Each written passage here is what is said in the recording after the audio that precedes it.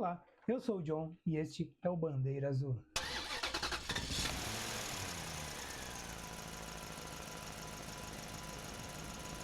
Como funciona a graduação da FIA para pistas? Quais são as pistas que têm a graduação para receber a Fórmula 1 e não recebe? Quais são as pistas que já receberam a Fórmula 1 e que foi rebaixada nessa avaliação? Tem pista com mais de uma graduação para receber a categoria? Por isso, vamos ver com cuidado e entender os critérios para que seja escolhida uma pista para a Fórmula 1 em autódromo e quais critérios para receber a categoria em circuitos de rua e por que recentemente há uma escolha maior por circuitos de rua ou urbanos pela Fórmula 1. A começar pelos autódromos.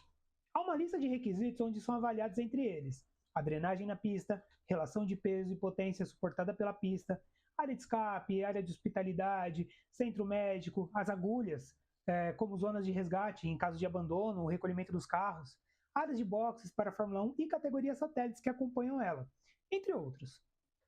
Vale falar o óbvio. Quanto mais rígidos os critérios, maior a graduação. A ideia é de que, como a Fórmula 1 é uma categoria com carros mais potentes, a pista tem que suportar a potência dos carros e a exigência de resgates e complexidade para a limpeza e remoção de detritos em casos de acidentes. A graduação da FIA vai de 1 a 6, além das que atêm especificações de categorias como motos ou para a Fórmula E, por exemplo. Outra coisa, vai lembrar que para Mônaco, por ser a mais tradicional, ela estará de fora de boa parte dessas regras. É uma exceção da regra, apenas para não ficar repetindo toda hora. A pista deve ter entre 3,5 km a 7 km de extensão. A largura das pistas podem ter pelo menos 12 metros, e exceções para circuitos de rua e outros tipos de circuitos, especificados em regulamento. A infraestrutura médica e resgate, ela exige que tenha um centro médico com estrutura para intervenções de alta complexidade, para politraumatismo e pronto atendimento, para a estabilização da pessoa acidentada antes de ser levada ao hospital. Boxes e paddock deve ter espaço de pelo menos para 12 equipes e seus equipamentos, além de espaço para recebimento e acolhimento para a categoria de suporte, como Fórmula 2, Fórmula 3, F1 Academy, Porsche Cup, enfim, o que tiver junto com o circuito da Fórmula 1.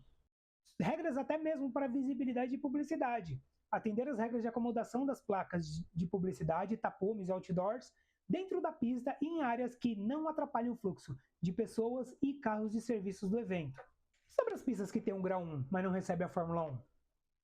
Nelas a gente tem na lista Hockenheim, na Alemanha, Sepang, na Malásia, Paul Ricard, na França, Manicourt, na França também, Fuji, no Japão, Indianápolis, no traçado de GP, que a Fórmula 1 usou durante muito tempo, também está válido.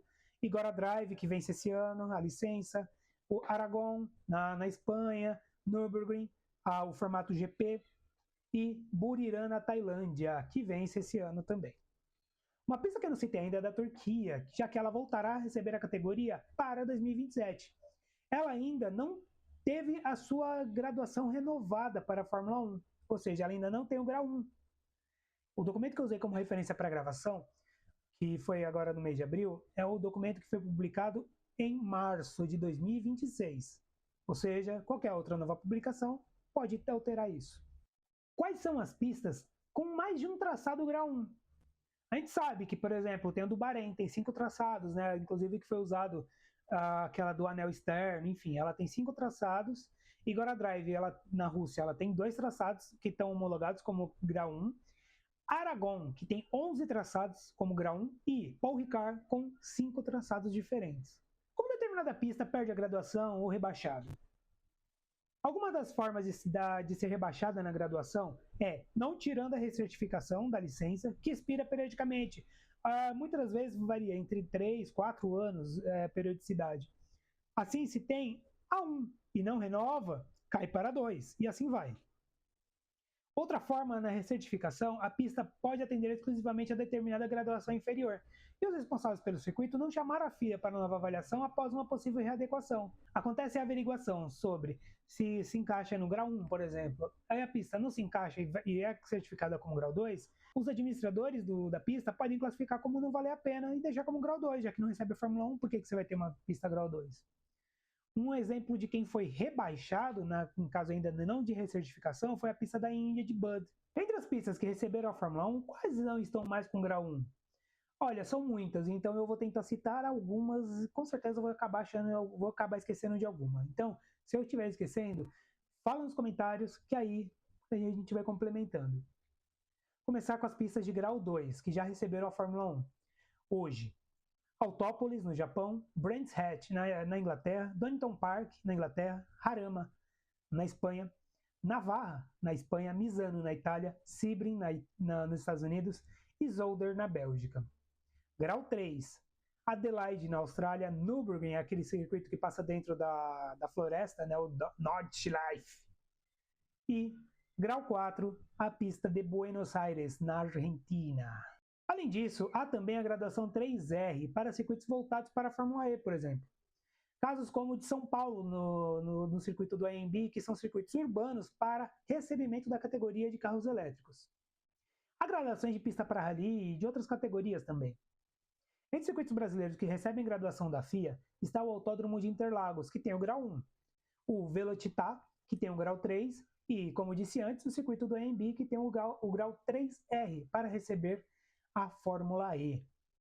Espero que esse vídeo possa ajudar a indicar sobre algumas pistas que são questionadas sobre a possibilidade de receber a categoria.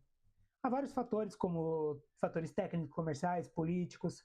Da parte técnica, espero ter ajudado, mas ainda assim é um dos fatores apenas. E há novos circuitos aparecendo para receber o grau 1 no futuro, como tem o circuito de Buenos Aires, que está passando por uma reforma bem extensa, para poder atingir esse nível de certificação, por exemplo. Sobre os circuitos de rua, o critério é parecido, mas ele tem alguns atenuantes. Por exemplo, há tipos de recomendação para fixação de bueiros, como não aconteceu em Las Vegas, por exemplo. Tem relação à criação de zonas de escape, limitação de velocidade para determinadas áreas, para o traçado ser um pouco mais truncado de propósito, para não ter tanta velocidade assim em determinadas áreas, que não tenha muita área de escape. Enfim, tem outros fatores também. Eu só estou passando por cima justamente para poder explicar que há diferenças na certificação de rua. No entanto, fica sempre a critério da FIA sobre liberar, às vezes uma conversinha libera, enfim. Se estiver faltando alguma coisa a ser dita ou corrigida, os comentários estão abertos. Deixe o seu like e até a próxima.